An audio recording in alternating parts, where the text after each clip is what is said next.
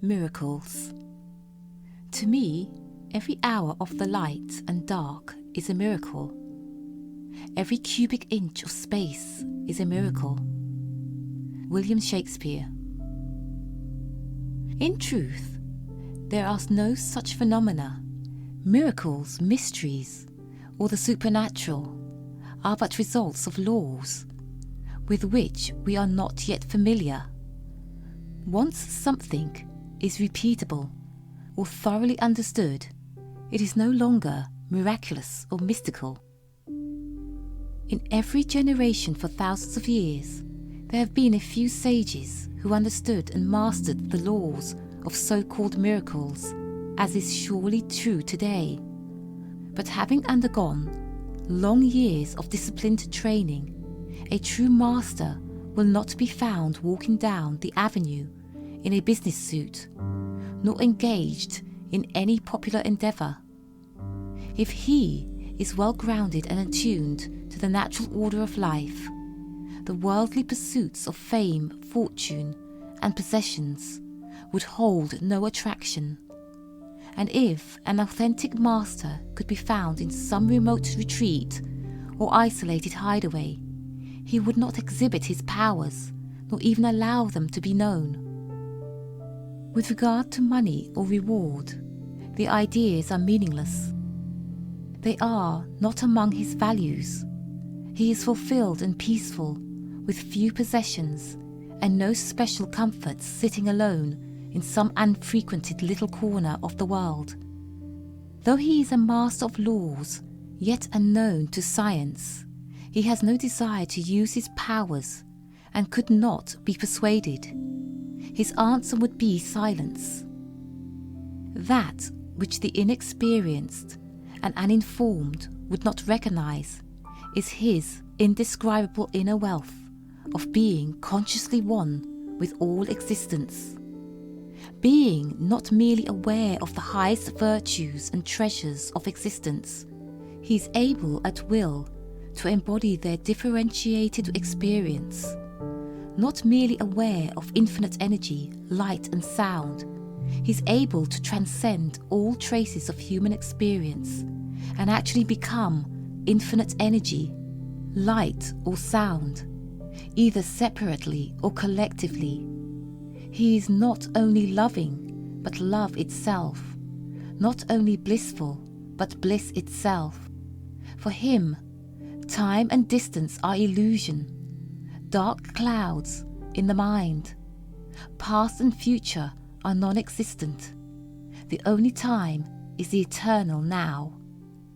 If he chose, he could attune his conscious awareness to any place or dimension and view and experience or become the subject of his interest.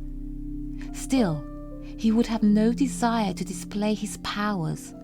In fact, he would be very sure that no one knew except his spiritual teacher, if he had one. One might ask, of what value or benefit can such a secluded life be to the needs of society? This is a natural question, but the questioner asks from his limited and unenlightened knowledge. The master acts from his infinite wisdom and insight.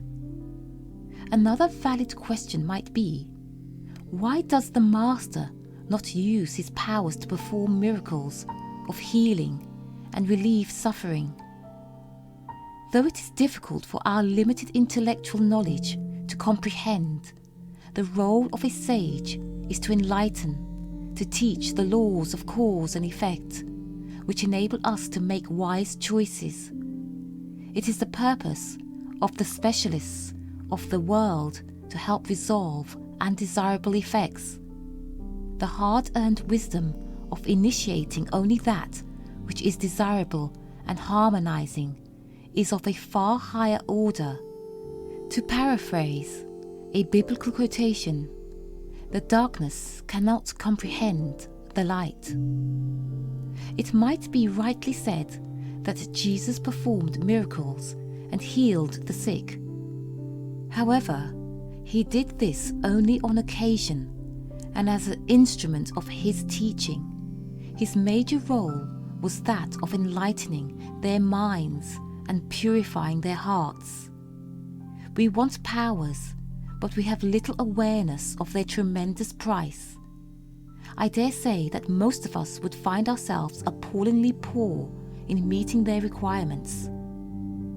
It should be dearly stated that there is no wisdom in seeking powers, and even less in using them. It is a very dangerous path, as more often than not, the aspirant becomes unbalanced and loses far more than he gains. Valid and legitimate powers are those which result as a bonus from contemplative discipline and expanding insight, but are never displayed. Even though there are no miracles in a literal sense, we can make our lives miraculous by rehearsing a selected and joyful scene until it objectifies in our life. Having experienced a few times that which is ultimate to the human condition, union with our source, the true nature of reality is revealed to be astonishingly different from that which is perceived by our senses. With this monumental and inexplicable awakening comes the universe-shaking knowledge of the true nature of ourselves, of all existence, and of our mysterious source. Only in this light can miracles be seen and assessed for that which they truly are, the natural consequences of laws of a higher order. When these are understood and are repeatable, they join the ranks of science, such as electric power, the telephone, radio, television, astronomy, and interplanetary travel. Man himself and his experience in the universe is a true miracle, the comprehension of which is beyond the reach of our intellectual frequencies. But the explanation of these mysteries can open our mind to a cosmic perspective. The wonder, dear friend, is our natural endowment of the faculties and powers to make of our lives whatever we will. May our minds be filled with love and beauty, contribution and satisfaction. People are the portals through which men pass into positions of power and leadership. Dr. Paul Parker. End of this chapter.